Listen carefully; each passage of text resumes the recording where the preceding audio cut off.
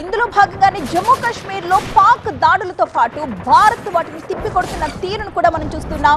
జమ్మూ కాశ్మీర్ నుంచి మా ప్రతినిధి హసీనా సిద్ధంగా ఉన్నారు ప్రస్తుతం లేటెస్ట్ అప్డేట్స్ అందించడానికి. హసీనా, మనం ఈ రోజు ఉదయం నుంచి చూసినట్లయితే చాలా భీతావహ పరిస్థితులు అక్కడ నెలకొన్నాయని చెప్పాలి. ఎందుకంటే నివాస సముదాయాల్లో వచ్చి ఆ షెల్స్ శకలాలు కావచ్చు, ఆ మోటార్ షెల్స్ కావచ్చు, వాటికి సంబంధించిన శకలాలన్నీ పడుతూ ఉన్నాయి. కానీ కొద్దిసేపటి క్రితం మనం చూసాం ఏకంగా ఒక డ్రోన్ వచ్చి నివాసం మీద పడింది. ఎలా ఉన్నాయి అక్కడ సిచ్యువేషన్స్? అంతకంతకు భయంకరంగా మారిపోతున్నట్లుగా మనకు కనిపిస్తోంది. ఏంటి అక్కడ situations? Jammu Kashmir border area మనం చూసుకుంటే చాలా ఇక్కడ ఉద్రిక్త వాతావరణమే నెలకొనింది. ఎందుకంటే రాత్రి అంటే గత 3 రోజులుగా కూడా రాత్రి అయితే చాలు ఒకవైపు షెల్లింగ్ అలాగే ఫైరింగ్తో పాటు డ్రోన్లతో దాడి చేస్తుంది పాకిస్తాన్. ఎప్పటికప్పుడు కూడా ఇండియన్ ఆర్మీ డ్రోన్లని నిర్వీర్యం చేస్తున్నప్పటికీ కూడా షెల్లింగ్ వల్ల కొంత నష్టం జరుగుతుంది, కొంచెం ఆస్తి నష్టం కూడా జరుగుతుంది. ఇళ్ల మీద వచ్చి పడుతున్న నేపథ్యంలో ఇక్కడ భయాందోళన పరిస్థితులు అయితే నెలకొన్నాయి. అయితే తాజాగా రాజౌరిలో మనం చూసుకుంటే మార్నింగ్ 5 గంటల నుంచి షెల్లింగ్ అనేది స్టార్ట్ చేశారు. అలాగే ఒక ఆఫీసర్ కూడా డీసీపీ స్థాయి ఆఫీసర్ కూడా తాపా అనే ఆఫీసర్ కూడా చనిపోవడం జరిగింది.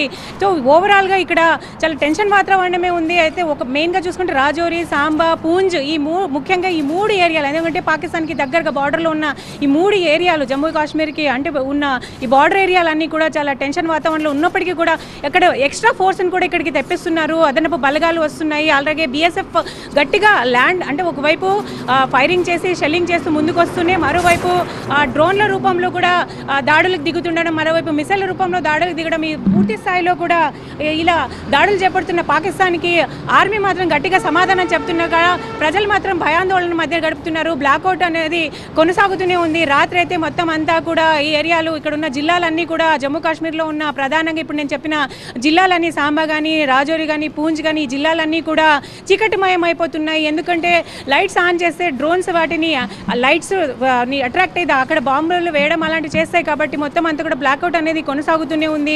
పొద్దున పూట్ల కూడా అవసరమైతేనే బయటికి రమ్మని చెప్తున్నారు. ఎందుకంటే పాకిస్తాన్ ఇక్కడ వార్ రూల్స్ని పాటించట్లేదు. ముఖ్యంగా ఇండియా చేస్తున్న ఫైట్ ఏదైతే ఉందో అక్కడ ఉగ్రవాద శిబిరాల మీద లేకపోతే ఆర్మీని బేస్ చేస్తున్న క్యాంప్స్ మీద చేస్తున్నప్పటికీ ఇక్కడ పాకిస్తాన్ మాత్రం మనం చూసుకుంటే జనావాసాలని ఎక్కువగా టార్గెట్ చేసుకొని ఇళ్ల మీద దాడులు చేయడం అనేది చాలా రూల్స్ని అసలు పాటించకుండా చాలామంది ప్రాణాలు తీయాలనే ఉద్దేశంతోనే పాకిస్తాన్ ఈ మొత్తం దుశ్చర్యకు పాల్పడుతుంది. సో ఈ నేపథ్యంలో మొత్తం ఎక్స్ట్రా ఫోర్స్ అనేది కూడా వేరే వేరే జిల్లాల్లో సౌత్ ఇండియా నుంచి వస్తున్న జిల్లాల్లో నుంచి కూడా మొత్తం అంతా కూడా మొత్తం అంతా మిలిటరీని అంతా అక్కడ నుంచి తీసుకొని వచ్చి ఇక్కడికి డిప్లాయ్ చేస్తున్నారు. అదన బల్గాలు రీచ్ అవుతున్నాయి. మొత్తం ఈ హైవే అంతా కూడా రాత్రంతా మనం చూసుకుంటే మొత్తం మిలిటరీ వ్యాన్లతోనే నిండిపోతున్న పరిస్థితి మనం చూస్తున్నాం. రాత్రి అయితే చీకటి అయిపోతుంది. చీకటి అయిన తర్వాత పైన అంతా కూడా డ్రోన్లు వాళ్ళు వదలడం పాకిస్తాన్, ఆ తర్వాత దాన్ని యాంటీ డ్రోన్ సిస్టమ్ ద్వారా దాన్ని నిర్వీర్యం చేయడం అనేది ఇది గత 3 రోజుల నుంచి కూడా ఇక్కడ జరుగుతున్న పరిస్థితి. Right, thank you Hasina.